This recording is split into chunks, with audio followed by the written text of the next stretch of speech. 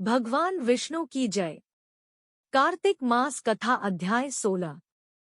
सुनो लगाकर मन सभी, संकट सब मिट जाएं।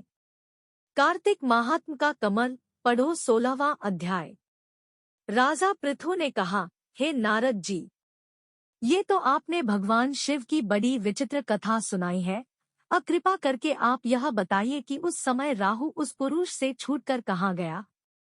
नारद जी बोले, उससे छूटने पर वह दूत बर्बर नाम से विख्यात हो गया और अपना नया जन्म पाकर वह धीरे धीरे जलंधर के पास गया। वहां जाकर उसने शंकर की सब चेष्टा कही। उसे सुनकर दैत्यराज ने सब दैत्यों को सेना द्वारा आज्ञा दी। कालनेमी और शुंभनिशुंभ आदि सभी महाबली दैत्य तैयार होने लगे। एक से एक महाबली दैत्य करोड़ों करोड़ों की संख्या में निकल युद्ध के लिए जुट पड़े। महाप्रतापी सिंधु पुत्र शिवजी से युद्ध करने के लिए निकल पड़ा। आकाश में मेघ छा गए और बहुत अपशकुन होने लगे। शुक्राचार्य और कटे सिर वाला राहु सामने आ गए। उसी समय जलंधर का मुकुट खिसक गया, परंतु वह नहीं रुका। उधर इंद्रादिक सब देवताओं ने कैलाश पर शिवजी के पास पहुंचकर सब वृतांत सुनाया और यह भी कहा कि आपने जलंधर से युद्ध करने के लिए भगवान विष्णु को भेजा था, वह उसके वशवर्ती हो गए हैं और विष्णु जी लक्ष्मी सहित जलंधर के अधीन हो उनके घर में निवास करते हैं। अब देवताओं को भी वहीं रहना पड़ता है। अब वह बलि सागर पुत्र आपसे युद्ध करने आ रहा है, अतएव आप उसे मारकर हम सबकी रक्षा कीजिए।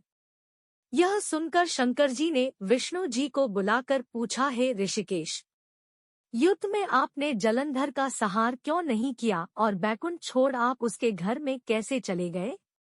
यह सुनकर विष्णु जी ने हाथ जोड़कर नम्रतापूर्वक भगवान शंकर से कहा, उसे आपका अंशी और लक्ष्मी का भ्राता होने के कारण ही मैंने नहीं मारा है।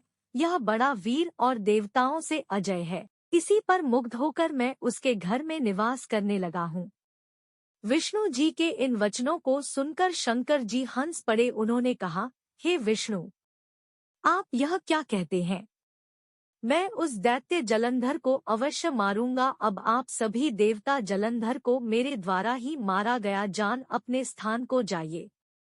जब शंकर जी ने ऐसा कहा तो सब देवता संदेह रहित होकर अपने स्थान को चले गए। इसी समय पराक्रमी जलंधर अपनी विशाल सेना के साथ पर्वत के समीप आ कैलाश को घोर सिंहनाद करने लगा। दैत्यों के नाद और कोलाहल को सुनकर शिवजी ने नंदी आदि गणों को उससे युद्ध करने की आज्ञा प्रदान की। कैलाश के समीप भीषण युद्ध होने लगा। दैत्य अनेकों प्रकार के अस्त्र शस्त्र बरसाने लगे।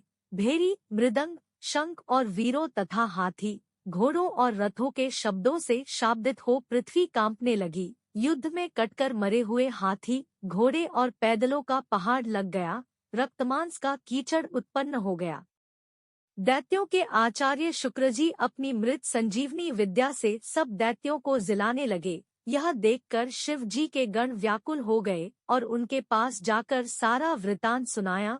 उसे सुनकर भगवान रुद्र के क्रोध की सीमा न रही। फिर तो उस समय उनके मुख से एक बड़ी भयंकर कृत्या उत्पन्न हुई, जिसकी दोनों जंघाएं तालवृक्ष के समान थी। वह युद्ध भूमि में जा सब असुरों का चवन करने लग गई और फिर वह शुक्राचार्य के समीप पहुंची और शीघ्र ही अपनी योनि में गुप्त कर लिया। फिर स्वयं भी अंतर्धान हो गई। शुक्राचार्य के गुप्त हो जाने से दैत्यों का मुख मलिन पड़ गया और वे युद्धभूमि को छोड़ भागे। इस पर शुंभ, निशुंभ और कालनेमी आदि सेनापतियों ने अपने भागते हुए वीरों को रोका। शिवजी के नंदी आदि गणों ने भी, जिसमें गणेश और स्वामी कार्तिकेय भी थे, दैत्यों से भीषण युद्ध करना आरंभ कर दिया। भगवान विष्णु की जय।